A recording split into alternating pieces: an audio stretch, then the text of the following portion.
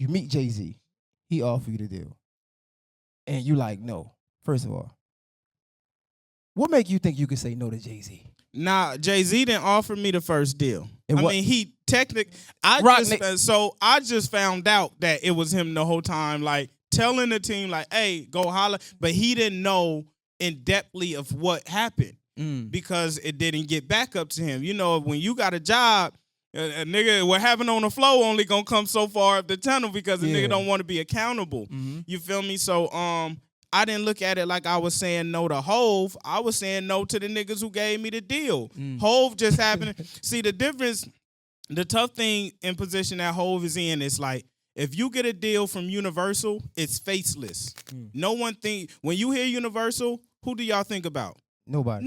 Yeah. You feel me? Like they've been able to operate faceless. When you hear Roc Nation, you think Hove. You don't think the company. You feel me? But for me, it was just, I wasn't treated properly for that to make sense for me, you know? And then when it came back around, I just felt like a nigga was trying to bamboozle me. And that was my whole thing with that statement, was like, if this ain't what's happening, then Hove gonna hit me and let me know that's not what's happening. You feel me?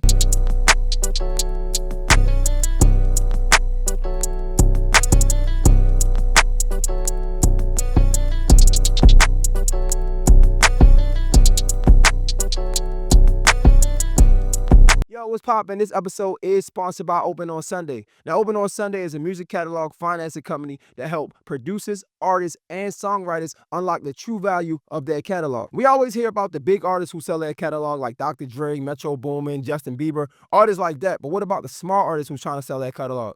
Well, this is where Open on Sunday comes in. And if you're somebody who owns masters or publishing and collect royalty checks, your catalog might be worth more than you think.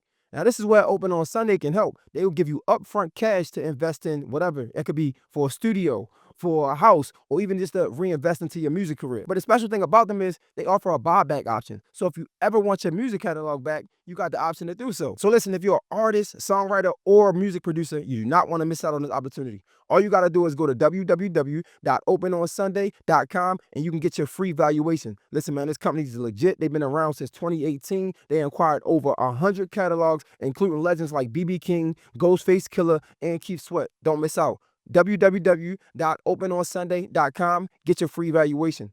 Let's get back to this episode. LaRussell, what up, baby? Yes, sir. Hey, man. How you feeling, bro? I feel good. Full circle. Jay Hill was one of the first platforms to interview me about 5 years ago in Atlanta. Yeah. One of my very first interviews. So this is a full circle moment. Bro, I appreciate you, man. And you know, I always do this, man. I got so many notes, man. So just in case y'all want to see it, so you know I'm prepared. But it's like, I get up here, and it's like, I don't even know if I want to go on the notes. I'm just being real. But like, the first thing I want to ask you is, do you feel like LaRussell, the LaRussell of today? Because like you said, I interviewed you a while ago, but even then you was a big deal. But like, you came through some, like, you really put some work in, bro. Do it feel like you are where you are now? You about to do the Super Bowl. Does it feel like that right now? Very much so. But I still feel like the same kid that was, then in the chair. Something dope with my team. After we have all these big moments, we cheer and we celebrate, and then we right back in it. So it's never like a moment of like, we did it. It's more so like we're doing it. Man, it's a blessing, man. I always want to tell my people like that, definitely, because you helped me out, right? Like, yeah, I was one of your first interviews, but you was always a big deal, and that mean a lot to me. One thing that I didn't know, and I feel like a lot of your newer supporters or fans didn't know this either, like, you're a revolutionary. Like, I don't know if y'all understood when I say revolutionary, like, this man been talking about empowering our people since before it was a thing. Like, am I lying? Like, so when I'm listening to your older music, and I'm like, I want to ask you a question, and it might, I hope it don't make nobody feel uncomfortable. When you think about being black in America, right, especially today, like, what does that mean to you? It means a lot. It means I have a due diligence to represent in a way that hasn't been done. We went to the news station the other day, and it was this older black lady in there. And I'm one of the very few artists who actually is on the news actively, that get that chance. But after, I greet everyone in the room, and then I'm like, take me up to the broadcast studio where the producers be. No one goes up there, that gets interviewed. And I'm walking around, and this older black lady there, and she was like, thank you. Y'all on time. You representing. You showing that it's so much more to us and what we do, and people don't get to see this side of us. So, I understand that I represent a whole and not an individual in everything I do. That means a lot, bro. And as I'm listening to the older music, I feel like I heard a shift, right? Like we talk about 2018 to all the way now to 2026. I feel like I definitely heard a shift in how you made music. Was this consciously? Was this did you do this intentionally? Was it just hard? Because even in one of your songs, you're like, man, I hate 20K. Why I make that shit? And it's because not that you didn't like the song, but it's like, man, I'm giving you guys a lot. This is me being vulnerable at my most vulnerable, right? Like, did you make a conscious effort to shift the music, or did it just change because life started getting better? Yeah, I think it moved along with life and my ability and just where I was. Like, when you younger and you receive information, sometimes you only have a certain level of emotions that you could react through. I would say back then I probably had 5 that I could respond through. And as I've aged, I have a million ways to respond to something that happens to me and in the world. That means a lot, bro. Speaking of that, right, like you said, you only had like 5 ways to respond to. What's something now that when you look back on like the music you made and your career that you was probably strong-headed on, that you had to later on learn that, this ain't really what I thought it was? What's one thing, if you could think of one thing? Independence. What I thought independence was in the beginning and what I know it as now as a successful independent artist is drastically different. A lot of people think independent mean alone. And that's what I thought it meant. It's like, I'm self-made. I do everything myself. And it's like, that's wrong. I got 40 people who work with me and for me. You feel me? Like, it takes an entire village and system to be independent. I had a talk with a mentor of mine named Stretch really early. And I was like, man, how can I compete with the labels, as an indie? Like, it's almost like I won't be able to get in. And he said, if you want to compete with them, you have to build a similar machine. And that's something that stuck with me, which is why when you see me, I have digital marketing, ads, content, strategy, publicists, logistics. Every team you would go into a label and get is something that we had to build and recreate on our own so we can compete. Yeah, I want to stay at the team real quick, right? I think one of the hardest parts about building a team in any space is retention, right? And what I mean by retention is getting people to believe in a vision and stay there for a long time because they're investing their time, their energy into you. I mean, they believe in you, fully investing. And sometimes early on, we don't have the capital to even pay them because they can just go get a job, they can get other gigs. Yep. How was you able to keep, because some of the people I'm looking at, like, been around from the beginning. How was you able to get them to buy in early on before you became the LaRussell that the world is seeing? I've always been this LaRussell, even before the world got to see it. I love that. The world is new to it, but this has been me from the jump. And I've always done everything I can for the people who helped me. Even if I couldn't pay them directly, I was giving them royalties. I'll handle all the transportation. I'll make sure everybody eat. I'll do all the little things. And even beyond that, like when I knew I wanted T to come help me build, it was like, man, move to Vallejo. I'm going to cover the rent and everything. I just need you out here and we'll figure out all the rest. Splash the same. Hey, I need you every day. I'll take care of whatever I got to take care of. I just need you here. You feel me? Sometimes you can't do the most, but the least you could do is the minimum that you can do. And people see that and they understand it. People start to believe in that when you show up. It's different when you asking people to do everything for you and you giving them nothing in return and just hopes of something's gonna happen. Bro, that's big, bro. It's funny because even if they don't give it back, it's crazy, bro. I used to like make fun of like energy in the world and stuff like that. And as I got older, I understood that it was real. And I was just talking to one of my cameramen about, like, when you do good things, even if people don't pay it back, the world gonna pay it back. Like the world is gonna give you the energy that you give it, and it sounds like you definitely was putting in that work, and the world was giving it back to you in a good way. Do you feel that way? Of course. I got to a point in my life where I realized that the universe work in the same way as your job. When you go to work, you start a job and you got to work 2 weeks before you get a check. That means you got to do 80 hours of work and spend all this time before you get anything for it. Some people, you work in a school, you get paid once a month. You got to go 160 hours before you get any return. And that's how this music is. But, Wendy, it could be a year, 2, 3 years. But, I bet on the fact that I know that I showed up to my job and I clocked in and I worked. So one day my check going to come and it's going to have all them hours on it. That's real, bro. That's real. I do. And y'all can clap if y'all want to. It's fine. Yo, speaking of the job, right? You was somebody that was putting in that work way before you was this independent guru that we see, right? Like, and I say guru because like you really came in and you changed some shit around. Excuse my language, like, but I mean that because just like at your job where you went in and like I guess you taught them to do some new shit and like that kind of revolutionized the way they looked at the work. It was the same way how you did the music industry. But before that, you kept your feet on the ground and you kept working until you didn't have to work no more. And I wanted to talk about that because a lot of times, as independent, as entrepreneurs, because I want to have a conversation about entrepreneurship and independent. I think it's one and the same. I think it is the same. How did you know when it was time to leave and when it was time to stay? And then my second part question to that was when it got hard, how did you know this ain't really time to go back, even though I want to go back? So the first question is, how did you know when it was really like, I can leave? Because sometimes we leave prematurely.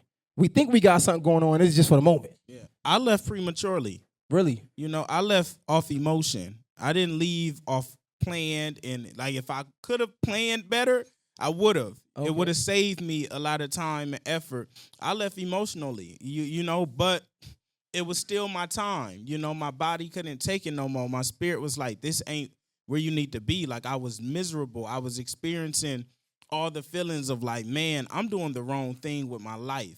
And I think that's just as important to listen to as, hey, I saved up 6 months and now I'm ready. Sometimes that time don't come. So for me, it was really an emotional response to what I was feeling.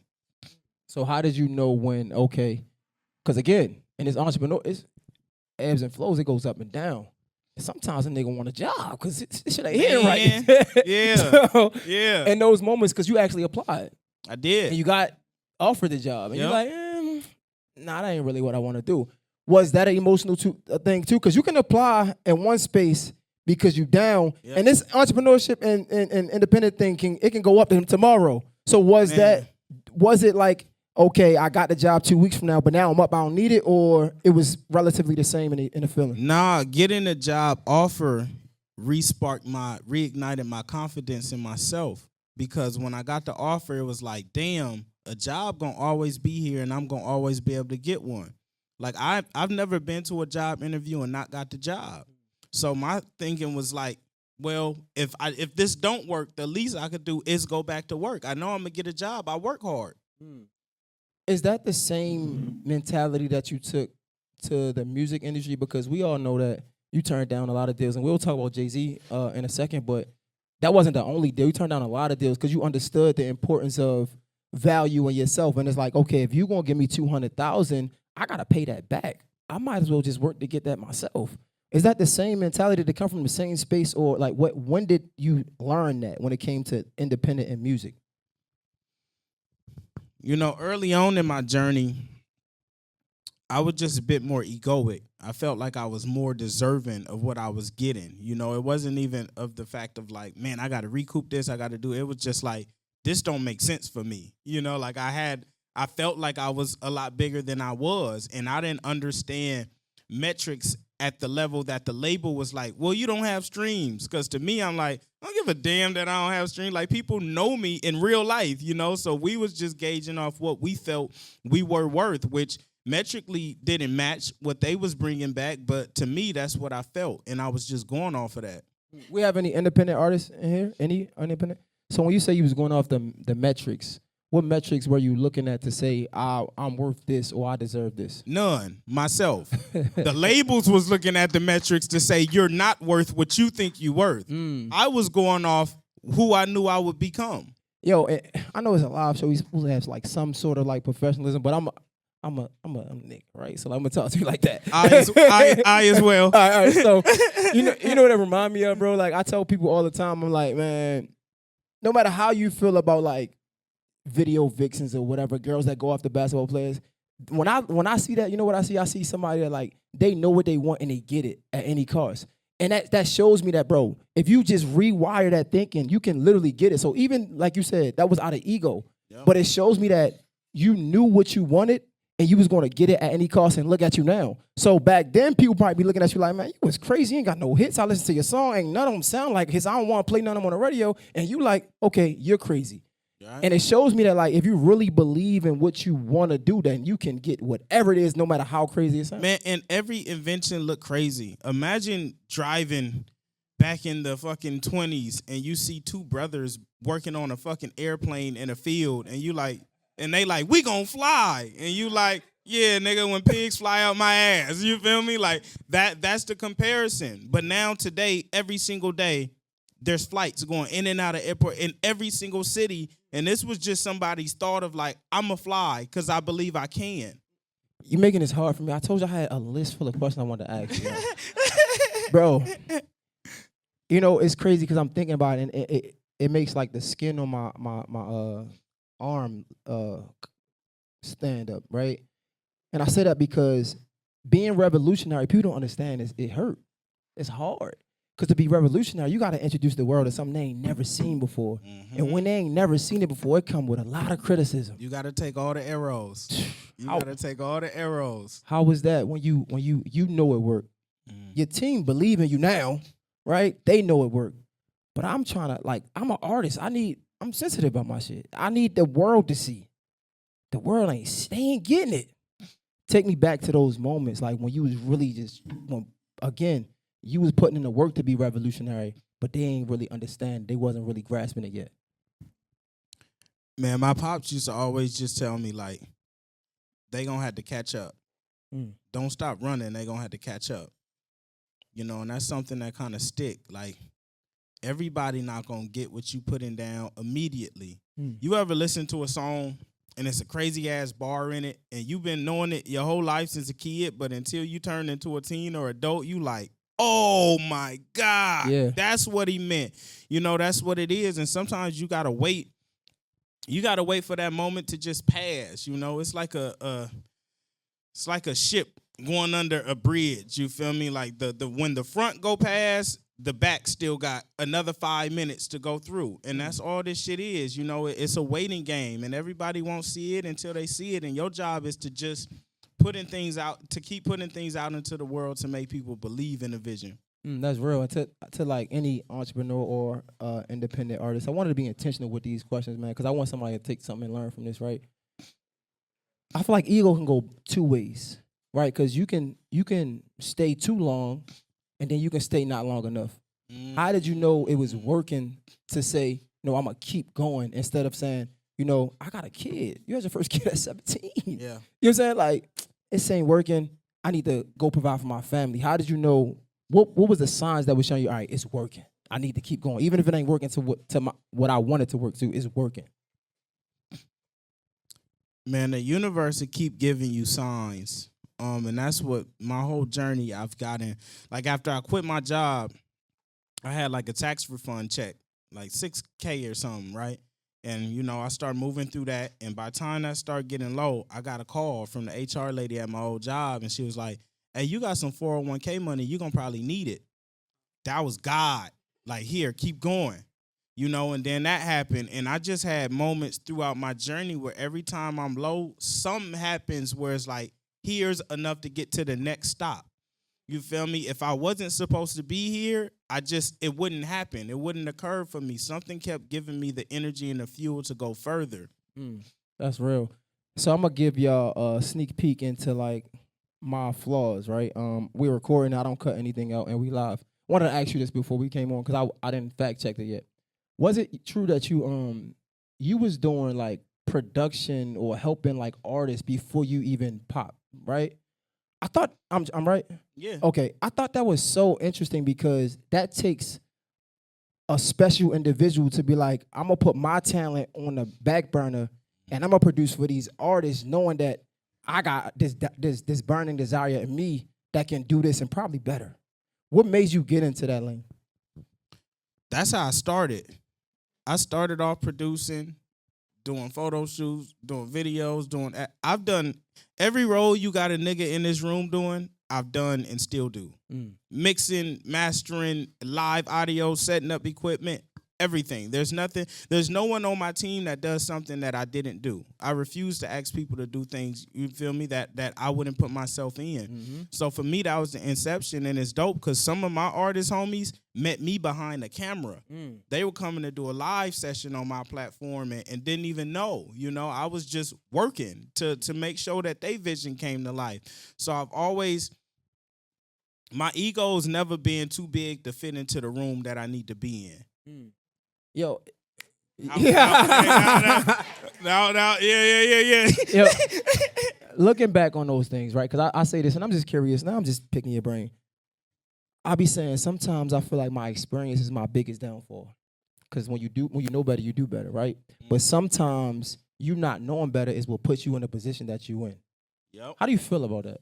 Do you feel like sometimes you knowing better? Because now you know better. Like, not saying you wouldn't go behind the camera, but like some things. Do you feel like some things you wouldn't do now, or you still willing to do whatever? I agree. I think sometimes ignorance could be your downfall or your uprising. Yeah. When I was young and going into all them label meetings, I was so ignorant that I willed my way into success. Yeah. They used to be like, but you can't do it without this kind of distribution. And I'm like, nigga, watch me. Yeah. You feel me? Because I didn't know that it was a system at play. And since I didn't know, I just did whatever I wanted. When I started giving people shares in my royalties and people like, oh, well, you supposed to do it. It didn't matter to me because it's like, I'm going to do it because it's mine. I own the music. You can't tell me I can't do it. Yeah. I didn't pay attention to all the things that they were looking at to tell them that they couldn't do the things that I believed I could do.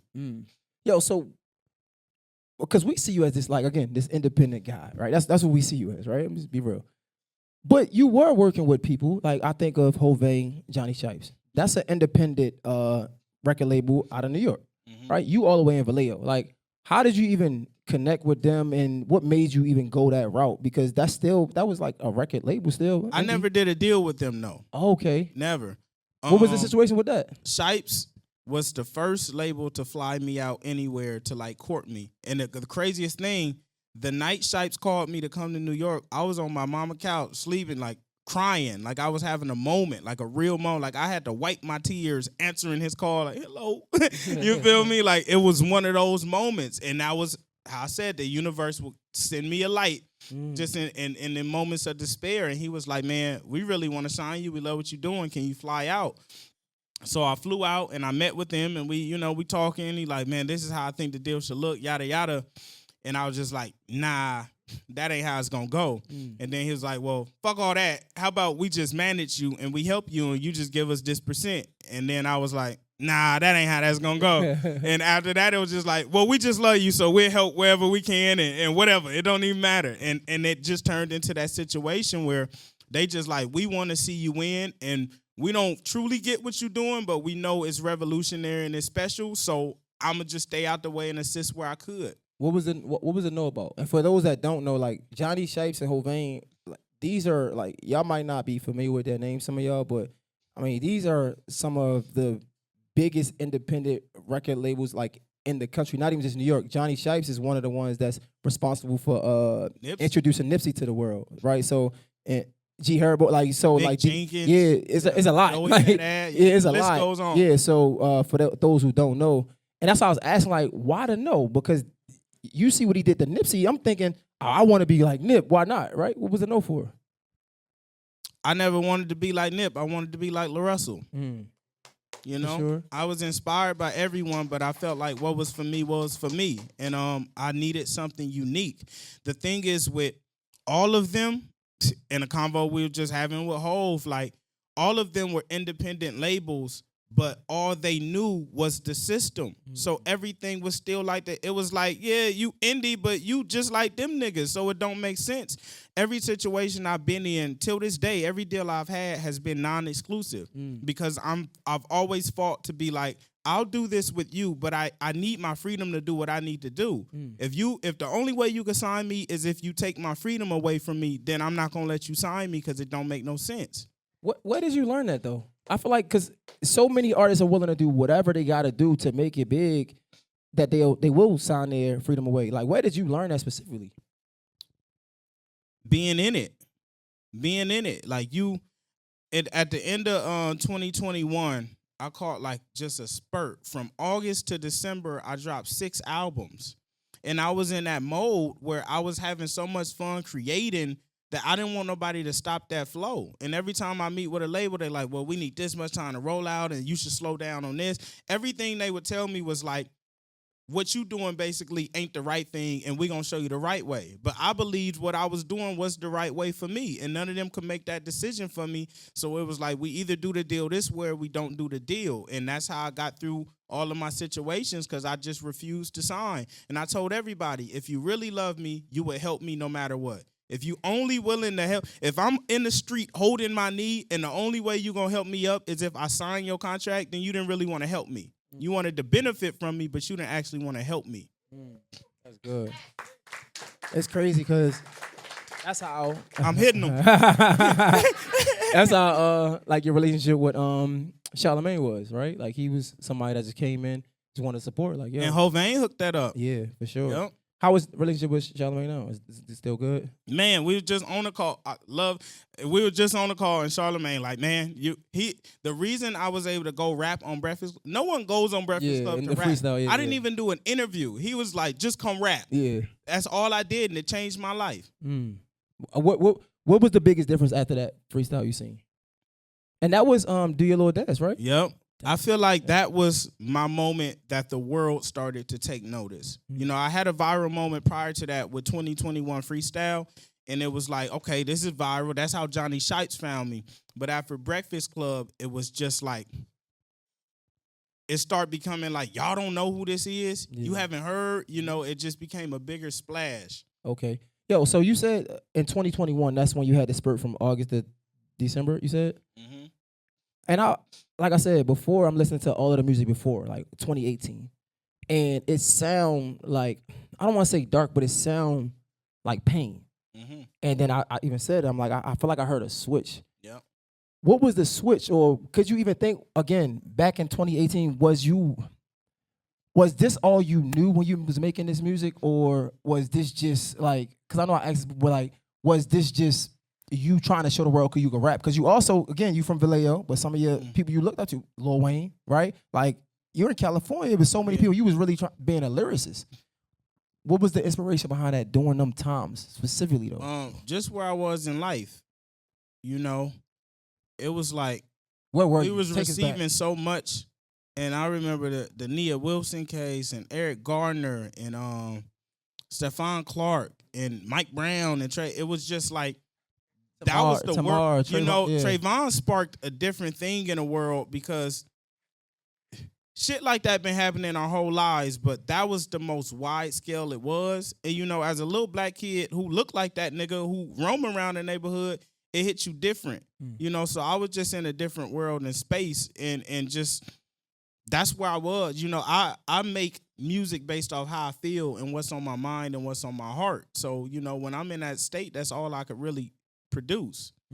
No, like I said, I was listening to it, and something that caught my attention was, I think you said, I'm going to the notes, y'all, on Let Me Fly. You was like, I've been finding my way till the day I meet Kanye or to the day I meet Andre 3K, right? And I thought it was so interesting because, like, you might not have met Kanye, but you met the next biggest thing, bigger than Ye, arguably somebody would say, and that was Jay-Z. You meet Jay-Z. He offered you the deal. And you like, no.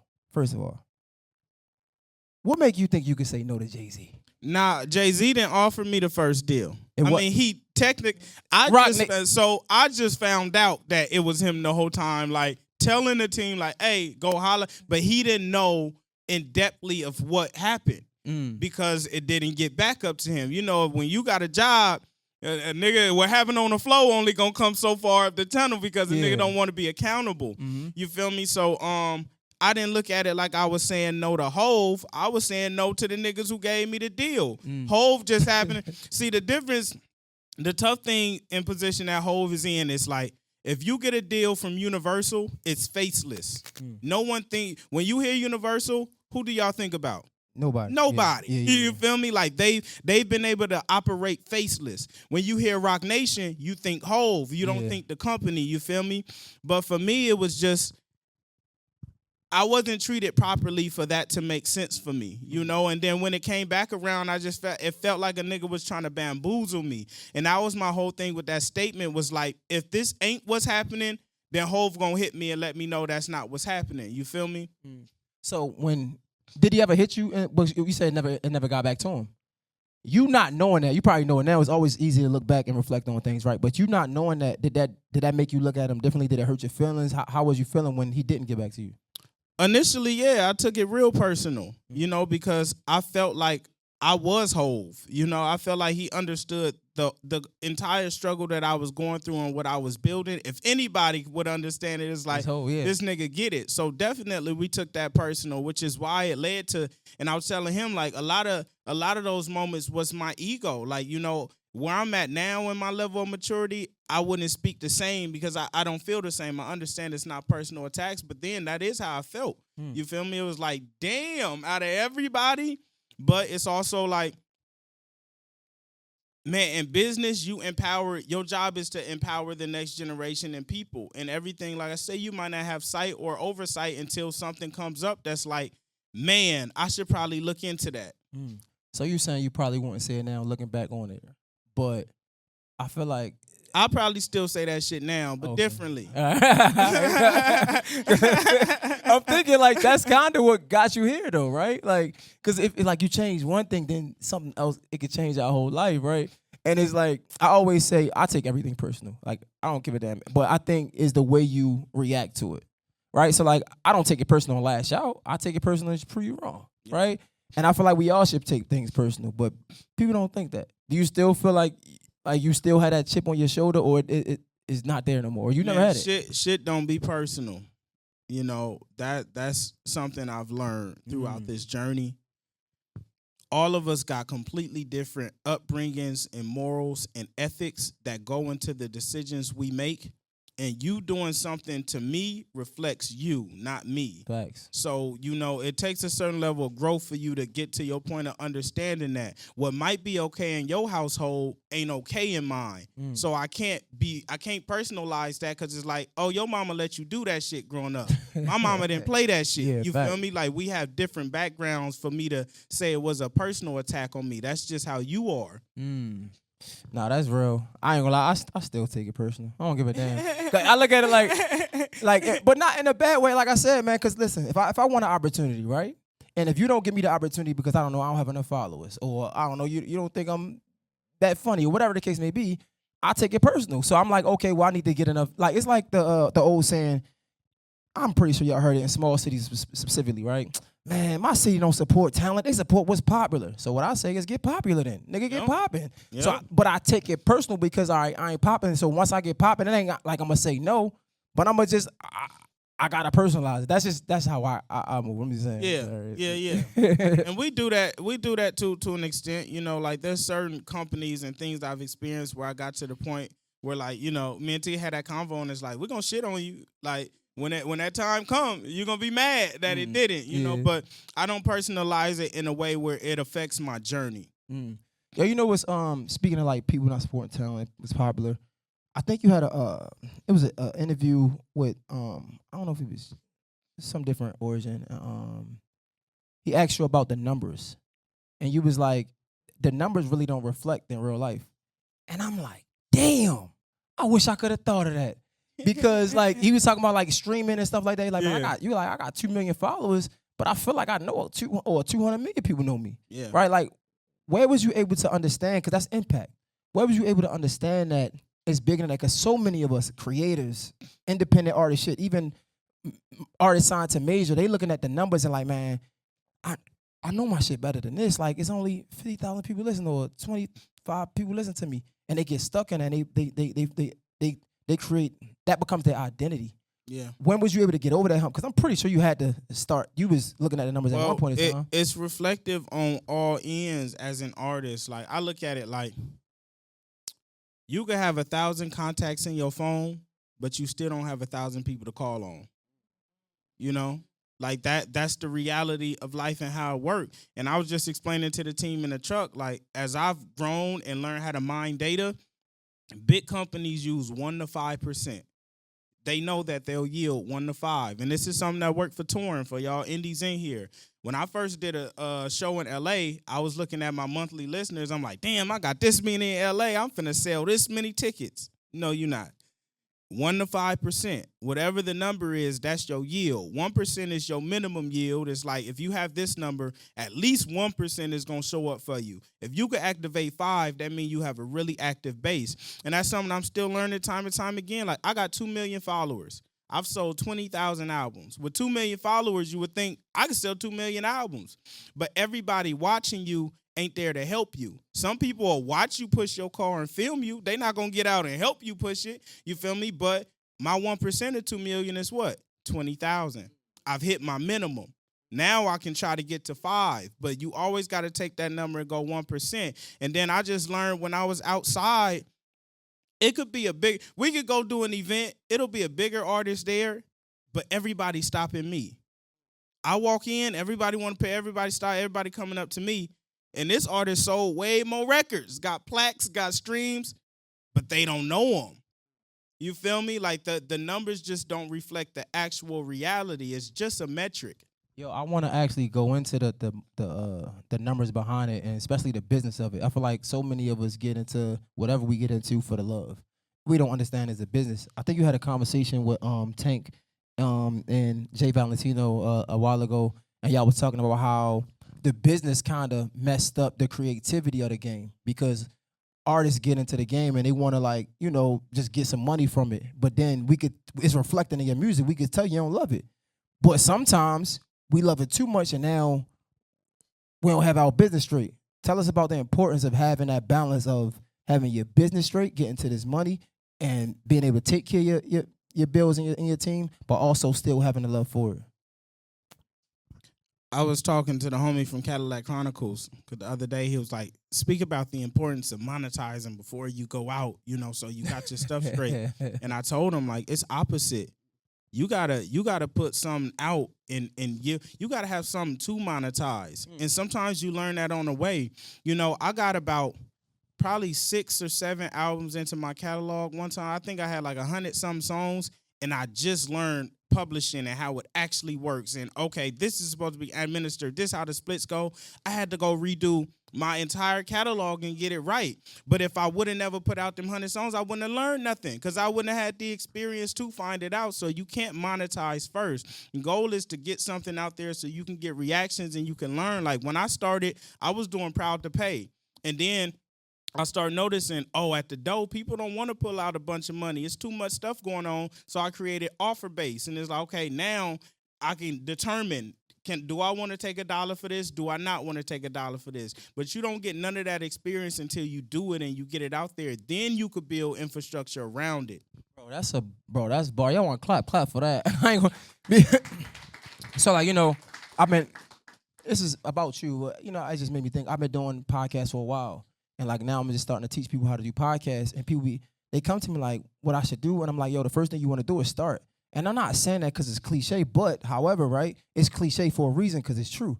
But the other piece of that, I'm not saying start not to give you information, but you only have the right questions after you start. Yeah. Because then when you start, you can say, what's ISO? When you start, you can say, what's white balance? You know what I'm saying? Before you start, you don't know the questions to ask. So now you're wasting my goddamn time. Yep. So if you start, you know, how did you book the interview with LaRussell?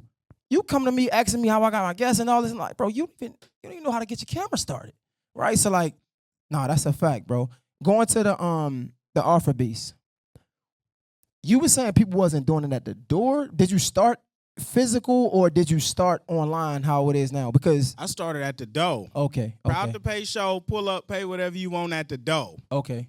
And, I got a line of 100, 200 people who like, it's niggas behind them. Some people want to get more, but it's like, bro, we in Oakland. I ain't pulling out my why, Yeah. And it just made me like, people want to make those decisions.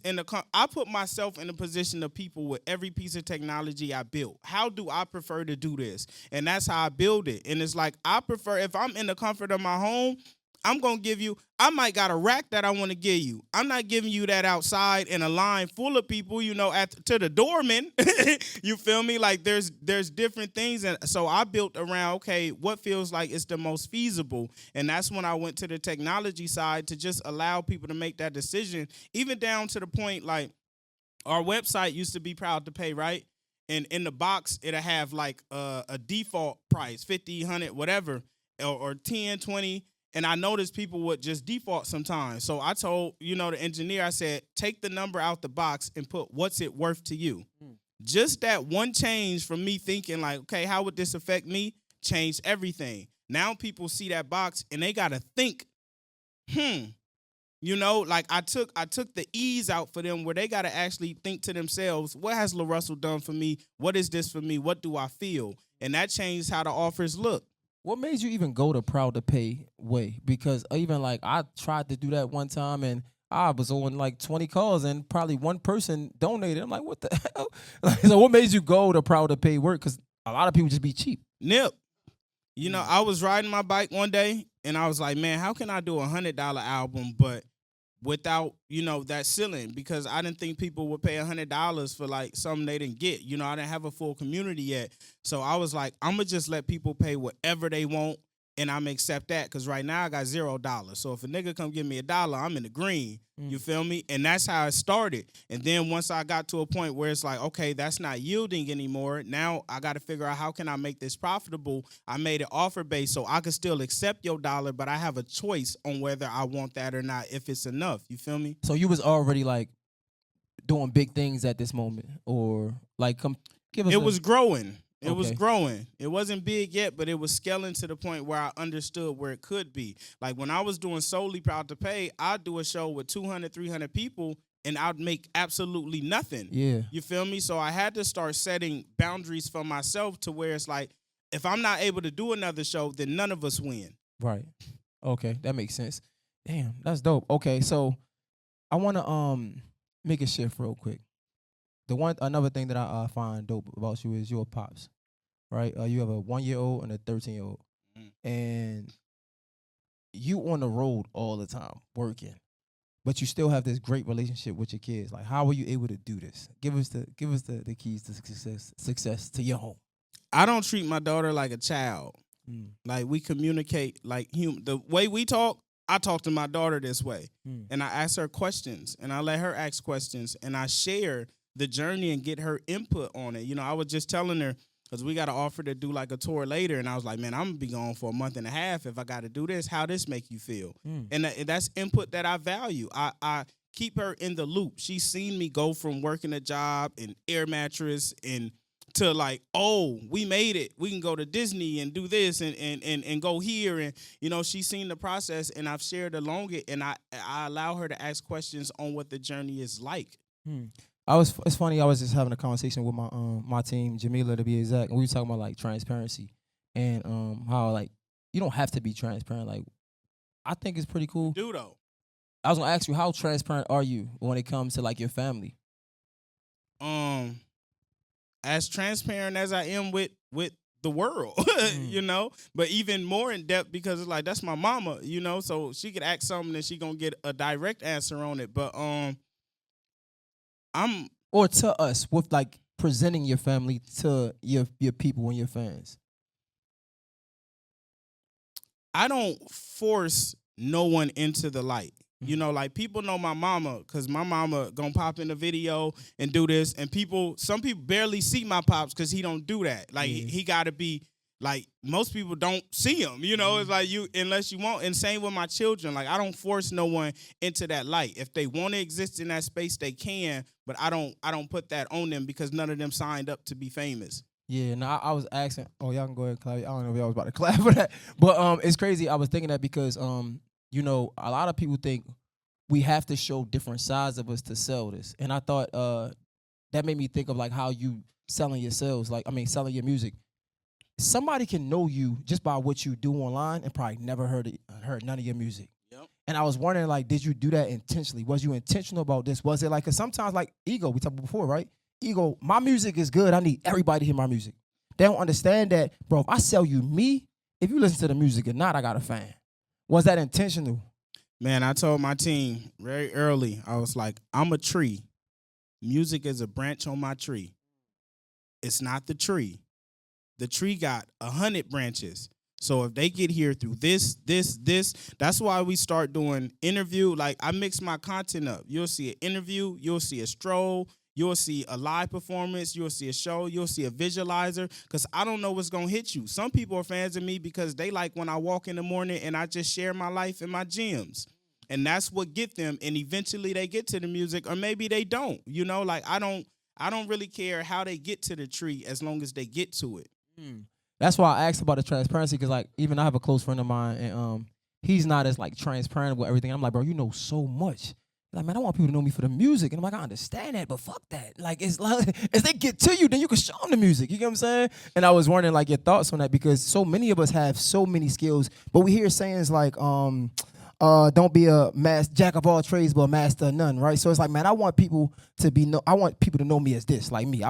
Before I even started showing people I was good at production, I'm like, I just want y'all to know me for a podcast. And then I'm like, man, fuck this. I know all this. I'm gonna tell you all this. Sometimes we get caught up in that. Was that something that you had to learn along the way, or you just been knew that from the jump? You could be a jack of all trades and a master of none, or you could be a jack of all trades and a master of many. And I think I'm a master of many. That's fine. Because I was a jack of all trades. That's fine.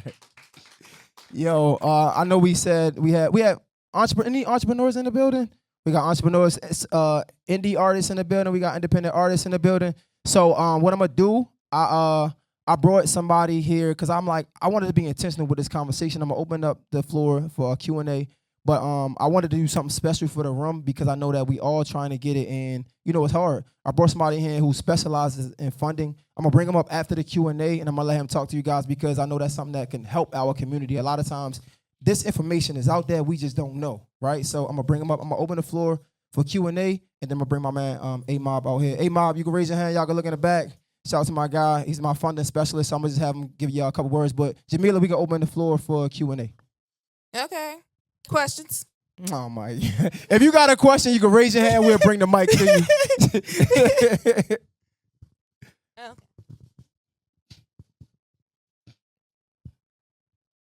Okay. And give us your name and what you do and all the things. What's going on? My name is Princess Dior. What up, Princess? Chill. What side? You crazy. I got a car rental business and I do business funding. So my question is this. I work with a lot of independent artists that are trying to get deals, but they're having a hard time with streams and doing shows. So my strategy is to do ads. Did you ever run ads to get like streaming and to also find your target market for different cities to sell your tickets? I don't do ads to get streams, but I do run ads to just increase awareness overall.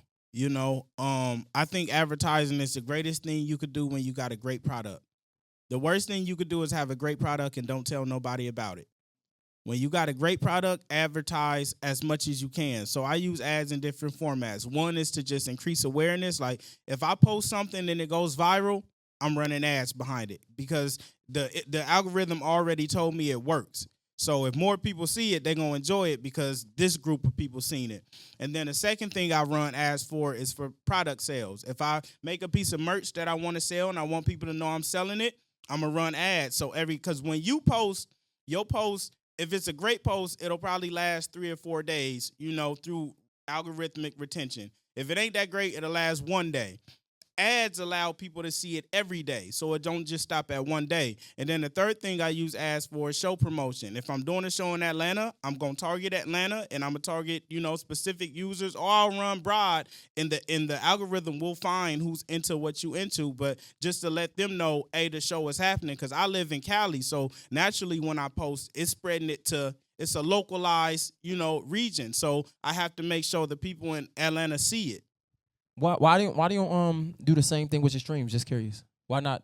do the same? Because I don't really care to direct people any specific place. I like people to go where they comfortable. So if you find me, like when I find artists I like, I go to YouTube. I don't go stream. I go to see like they're creative. I want to see what they look like. I want to see the image. So I don't direct people any specific way because if they love you, they're going to get there anyway. You feel me? They'll find their way to all the other things. And it costs more money to direct somebody somewhere versus just for them to see it.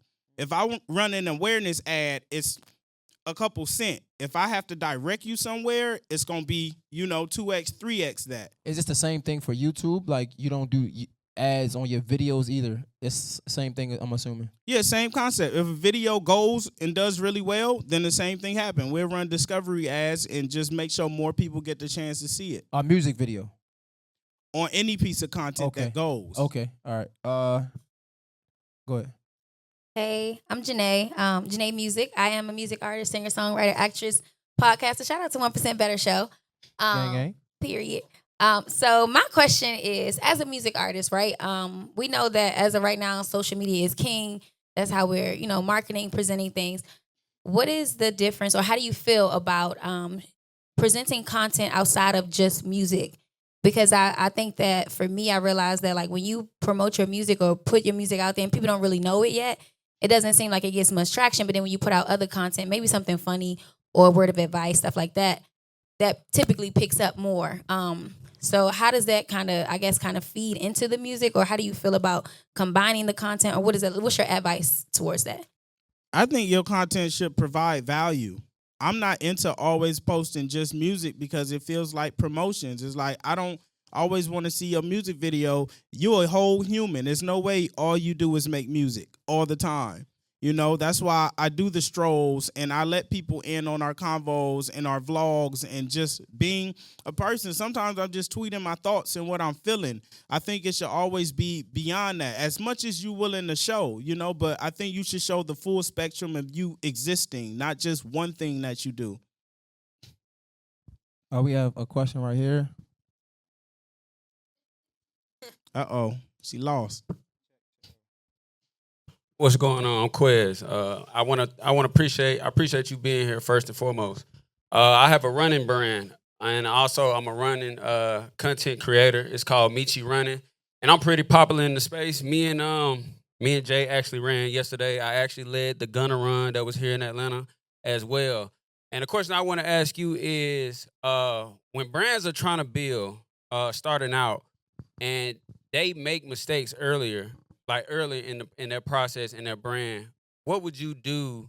What would you do differently? You know what I mean? To kind of like not make those mistakes early on. Like what would you consider a mistake? So a mistake for me is basically, I feel like the hardest thing to do, and that's just for anybody, is to be yourself, honestly.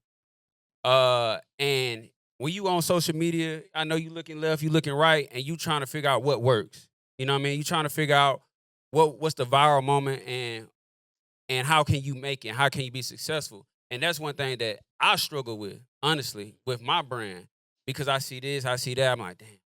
All right, let me try it this way. But also too, I understand testing certain things and see what works for you and what makes you comfortable. I found out that like that really works, like testing certain things. So I feel like the mistakes that I've made coming in is just pretty much comparison, honestly. Man, it's crazy. Perspective is key because, like you said, the hardest thing to do is to be yourself. And for me, the easiest thing to do is for me to be myself. The hardest thing for me to do is be something else. You feel me? So depending on what side you on, that affects you differently. How I look at content, I think the most successful content creators are the ones who lead, the ones who create the new thing. I only create things and share things that I like. I don't like test things to say, oh, maybe this will work. Like I go do things that I really enjoy, that's entertaining to me. Like me and T had a rule. At one point, we was probably getting like 7 pieces out a day. And I was like, man, we're going to refine it to just things we love. And I edit these things myself. And when she edit, and our rule is like, if I'm editing and this don't make me smile, laugh, feel, and I'm editing it, if it don't do it to me and I made it, then it ain't gonna do it to the world. But if I'm at that desk and I'm laughing and I'm smiling, that's the one. You know, you should be able to use your own senses to determine what works for you.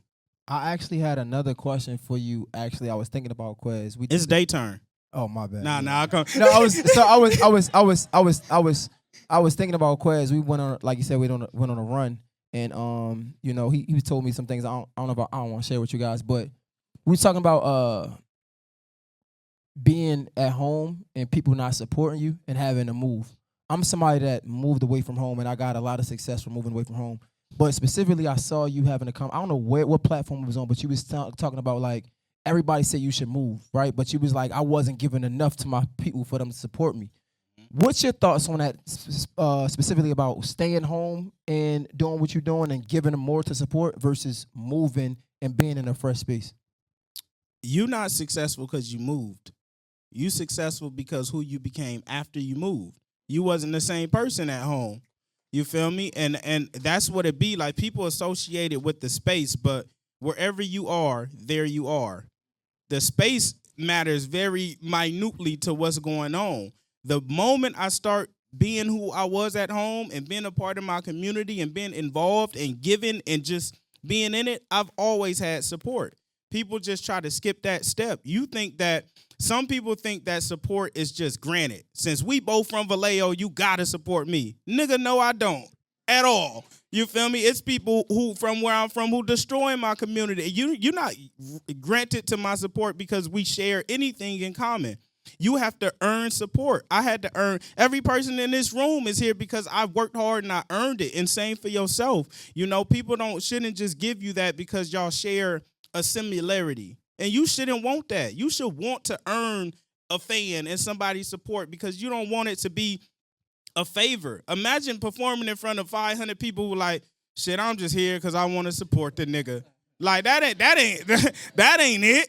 I want people like, man, you changed my life. I want to be here. I'm with you. You feel me? Like Yeah. that I don't think location or proximity has anything to do with it. It all has to do with you and what you do with it. Thank you. Yeah, like I said, I was thinking about my man when I had the. We have a question right here, or oh, my bad. Hi, everyone. My name is Navaja. Hey, Navaja. Hey, how y'all doing? Hey. Definitely nice to see you in person. Huge fan. I am a singer-songwriter. You guys is next upcoming R&B artist. Period. So I do have a question. I had to write it down, so I gotta read. So my question for you today is, you mentioned that you don't exist within the industry. I can relate to that because I feel like I'm coming in very different, very raw. And therefore you don't have to deal with the politics.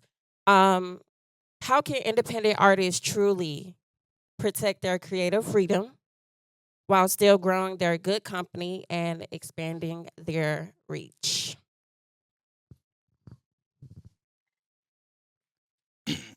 I think you just have to show up every day. That's something that I did. High and low, I showed up. I showed when I didn't hit my goals. I showed when I hit my goals. I showed when the meeting didn't go well. I showed when it did go well. And I think the best thing you could do is just simply show up. If I gotta walk the same street every day and I see you outside working, eventually we gonna connect. Cause I'm like, man, I see you all the time. Like by my 30th walk, we homies. It ain't no other way. But the neighbor who in the house every day, it ain't gonna be the same connection. Cause just simply because they didn't show up. And I think that's the first step, that you don't even have to like overthink it. Like, man, what should my content be? Should it be this? Just try showing up first and stack those first. Because I'm more inclined to support you if I see you all the time. Regardless, that opens the door for me to be here, for me to even click the link because I see you so much. The first time I might not, but after 30 times, I'm going to inquire eventually. So I think that's the first step.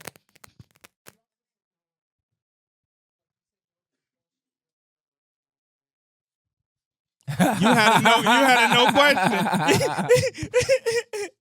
No, we was talking about in the back how the no, eventually they're gonna have to see you, right? I feel like your no is your superpower.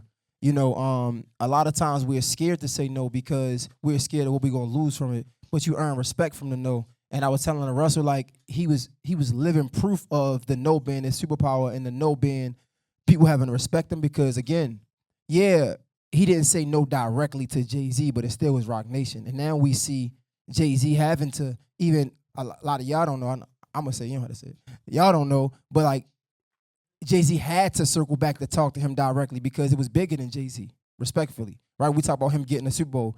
A lot of us think that's a Jay-Z decision. Man, NFL was way bigger than what we think. That's all I'm saying. So is your superpower, and I was going to talk to you about that. Like, what you think? Man, you know something that's really dope. When I sat down with Hove, I was telling them like, man, in my mature state, I feel bad for adding to your plate with all you do, because I could have responded differently, but that's how I felt. And he told me, he was like, man, you don't even have to feel bad about that because you saying something made me look into my own house. I'm not above criticism. We messed up, and I had to go correct that.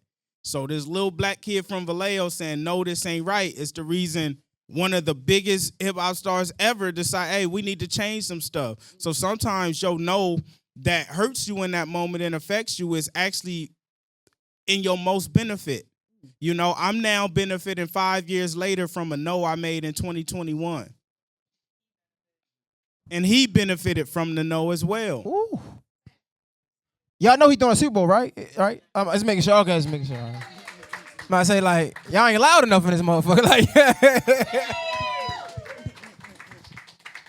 Yo, Russ. Good, bro. I'm Travius, independent artist, also a registered nurse. And I saw you talk about the high cost of being an artist. $30K on a single release. Artist and selling the unreleased album. So 3 days in at 100 copies. I know what's the single most important investment I should make in my first year? Best return of interest, scale my release. That's a phenomenal question. The music, for sure. But, it's so tough. It's tough because when you first starting, your ROI out the door. Nigga, you ain't getting that back. You really have to just invest in something that you believe, that you truly believe in, because it ain't coming back when you start. You feel me? Like, all the money I spent on ads early, like, I'm just now seeing the yield of my investment because that's how long you're really just trying to expand your reach and awareness and get people accustomed to seeing you. And I will wait until you have something that you really, really, really believe in. And not just because, like, this is my art and I love it, but something that the world showed you, like, hey, we love this too. And put it into advertising. But before you even go to that level, try to get some organically first. Try to make some moments happen organically that's like showing you, hey, I can consistently do this. And then when you get one that just supersedes everything, run them ads and just flood it with them and hit them until you can get your next moment. But don't think of it in terms of ROI, in terms of money, because that's not how it's going to come back. But it comes back in opportunity and attention. That's a bar. Hey, she had her hand up for a while, but we working our way. I know we working our way to the front, but my bad. Back to you. Hey y'all, everybody. My name is McFly. I'm the media homegirl. Okay, and so I had a few questions. Also, I'm from the West Coast. I'm from Compton, to be exact. You know what I mean? Okay, so in this industry, it's wicked. You know what I'm saying? And so I have a part question. The first question is, one, how is your mental health?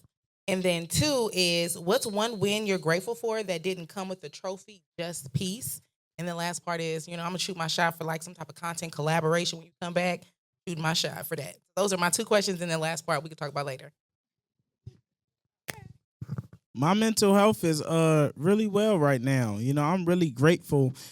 I was just telling someone my default state is like this state. So whenever I'm operating in that, I'm doing well. When I have my moments, just a few weeks ago, I was having a moment and T and Splash had to correct me in the car and be like, nigga, that's not how you speak to yourself about what we doing, because there's moments where it's like, it's not happening like you think it's supposed to happen or at the pace it should, or you just, you put so much in and you don't see the yield or the return from it and it'll fray you. But other than that, like, I'm really great. Like, I made it from my garage.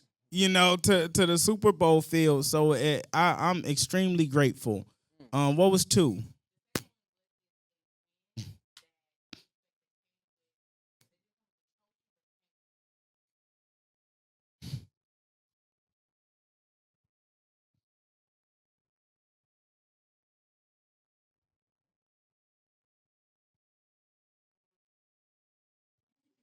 Man, yeah.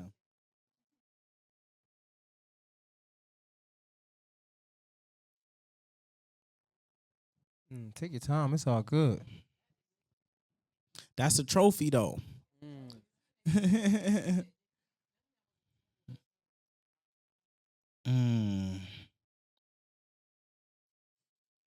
I think we had a situation a little while ago. That was a company that wanted to work with us, right? And they were kind of vetting us. We was having meetings and like, man, we want to do this.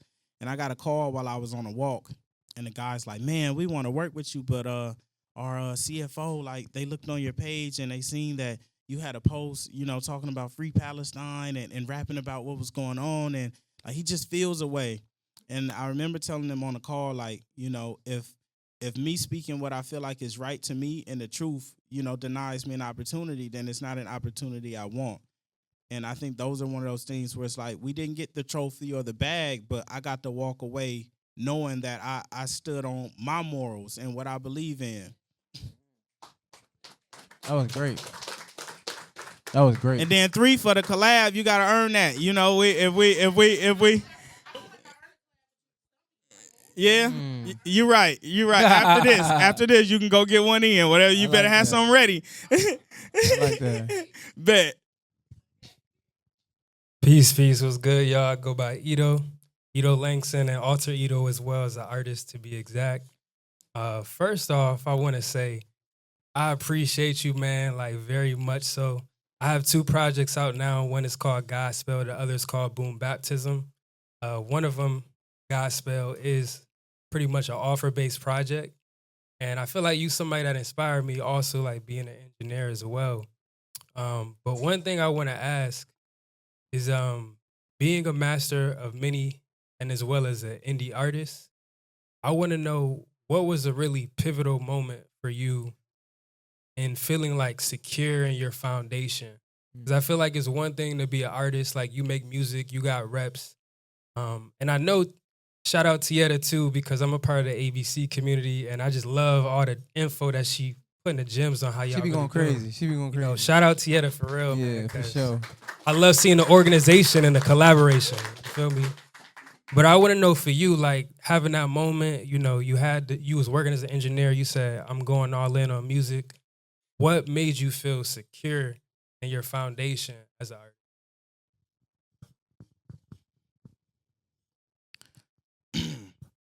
My confidence came from my competence.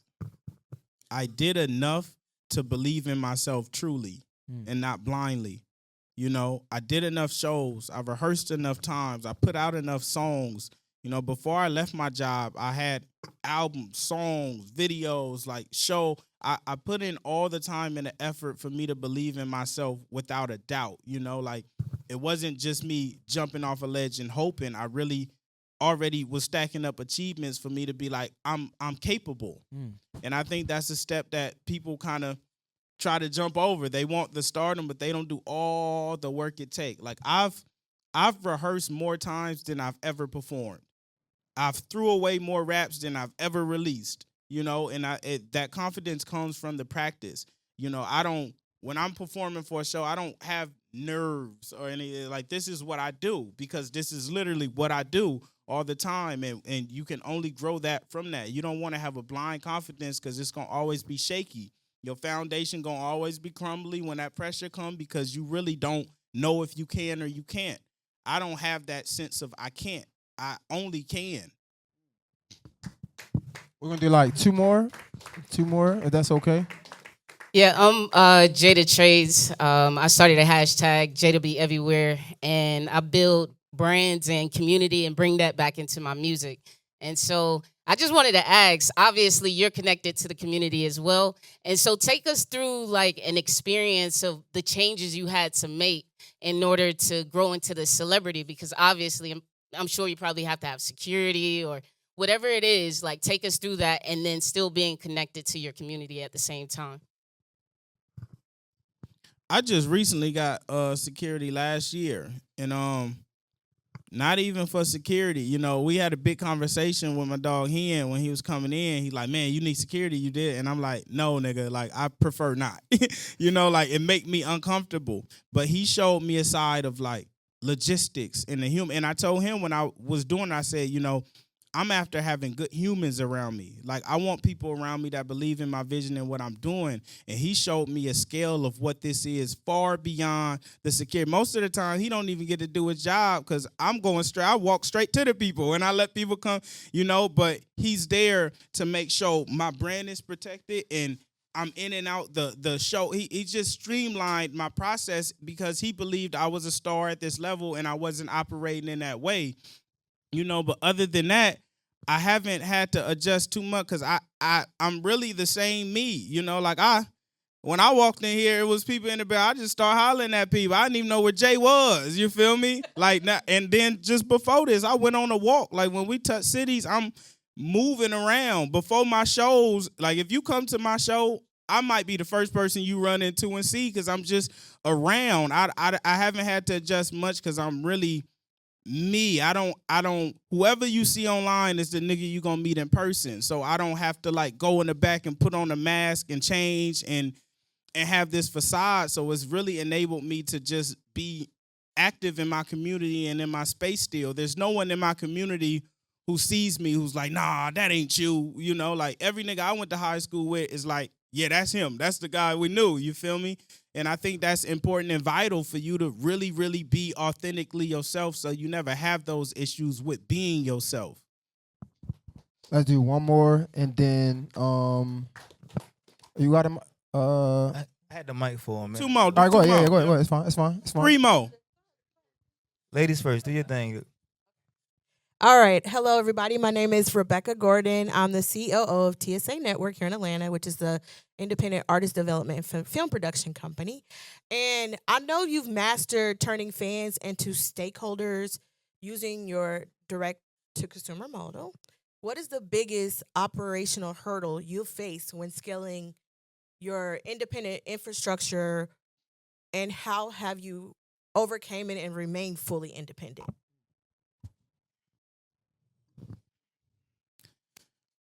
I think the biggest hurdle is finding capital and resources beyond your network.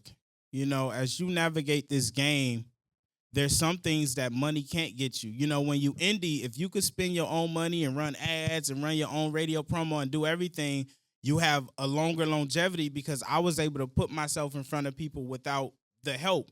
But there's also things that you just can't buy.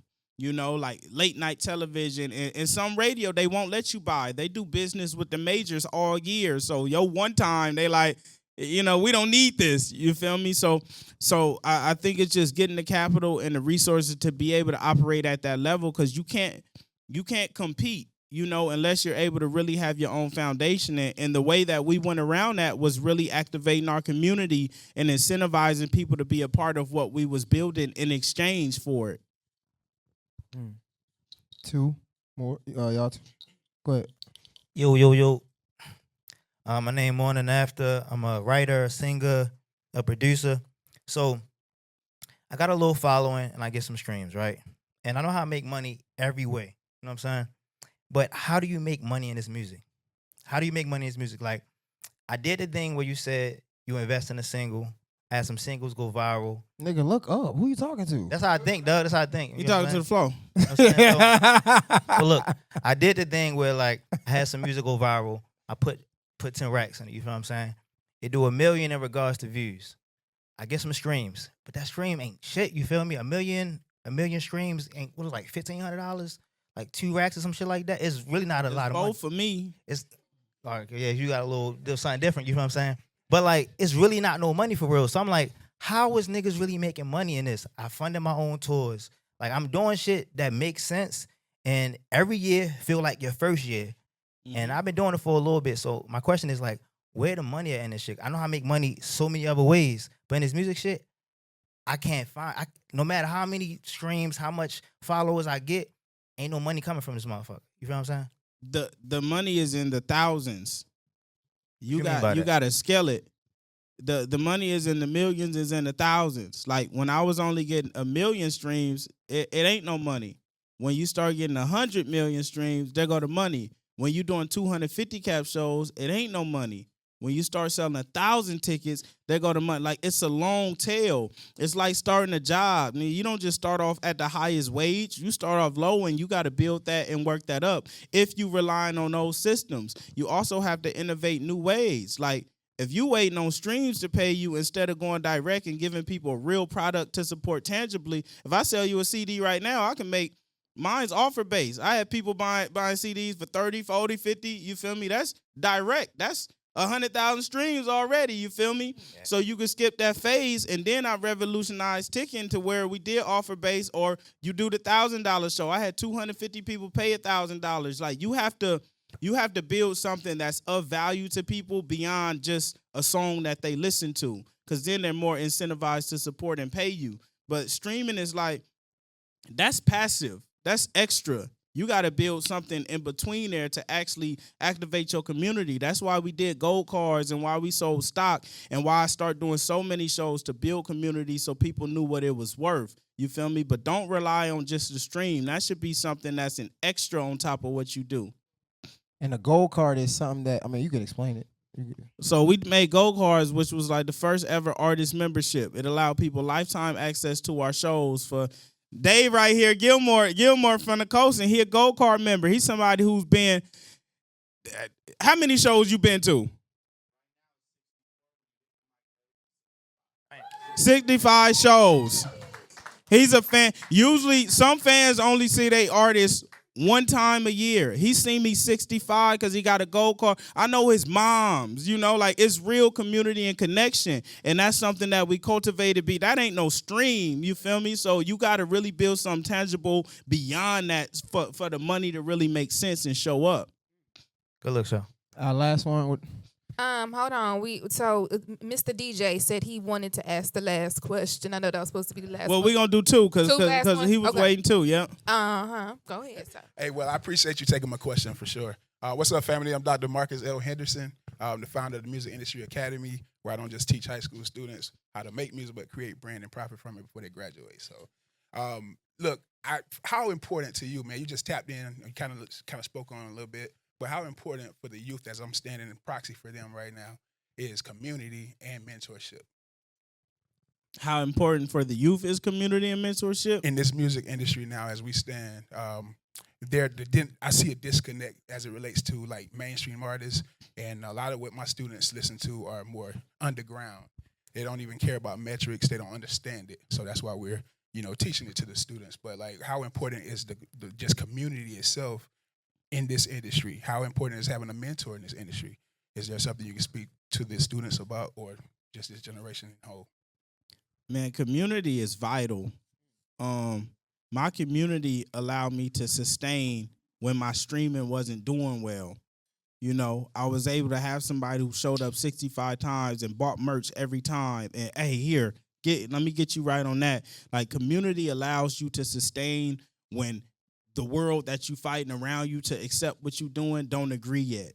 That's your home base. That's where you're supposed to be able to go to recharge. I used to get off tour and I go do a pop-up show at the crib to just rebuild my energy and share with the people who really, really been here. Like, hey, this is what we going through. How y'all feel about it? Like, that should be your place to just recover and recuperate. That's a vital piece. And I think mentorship is necessary because a lot of the youngest now, their favorite artist is drug addicts.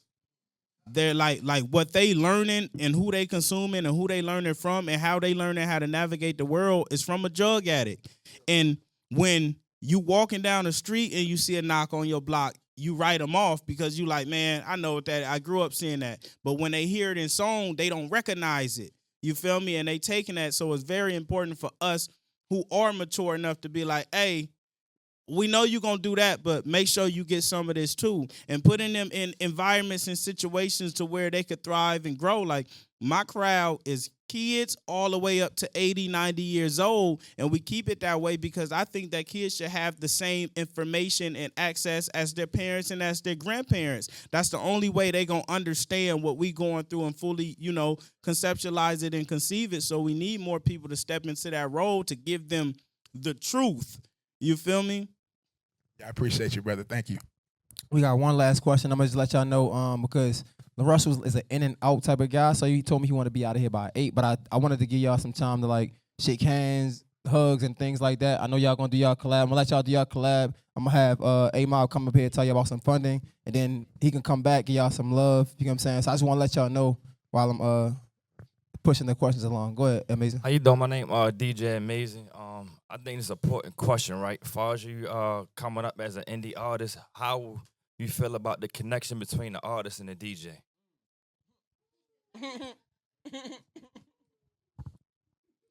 They forget about that, don't they? Yeah, they forget about that. A great DJ can make or break your show. And it's really important to have that chemistry and energy. Like, when I started off, it was just me and the DJ in the garage, and it was our energy just propelling this before we had any live instruments or anything. So I think that relationship is really vital in cultivating a plan. Even my DJ, like, every time after shows, I'll give him notes, and he'll come back with something better. And it's just the DJ's job to build the space before you hit that stage. And if your DJ somebody who don't really care about the job and just press and play, it's gonna be different than somebody who really, really love it and who taking that job serious. Like, I've had shows where the fans was mad and their message after like, he started early, but it's because my DJ was going crazy. That nigga had me hyped. I had to come out and get busy sooner. So I think that the DJ's job is by you setting the tone and the environment for all of his fans before he even reach that stage, and it's on you to really curate what that room feels like. Yo, like I said, but when we started the show, we did this. I need y'all to understand what I'm saying, right? Again, I don't know how to say it the right way. I just know how to say it. He came out here, he did this for free, right? Like, even with the after, like, the meet and greet with the hugs or whatever, that shit costs. You get what I'm saying? So all we asking you guys is to just download the project, right? Again, is offer based. I mean, it's not even offer based. It's pay what you want at this point, right? So if you could just go to his Instagram and get it, again, even if it's $1, nigga, even if you don't have $1, just ask me. It's fine. Like, whatever. I'm being dead ass. Because we asked him to come out here, he did this for free. It's snowing, it's cold as hell. And that's the least we can do is have him leave with more than whatever number he came in. You know what I'm saying? So I'm going to let y'all, how many, you got a cap on the question? I know you said you're going to give her some time. You got a cap on the questions with her? You said you're going to give her some time in the back. I'll just go knock it out. All right, so I'm going to let them go knock that out. A-Mob, I'm going to bring him up here so he can talk some funding. If y'all can stay. And then LaRussell going to come back. No, we're going to get it. We'll get it.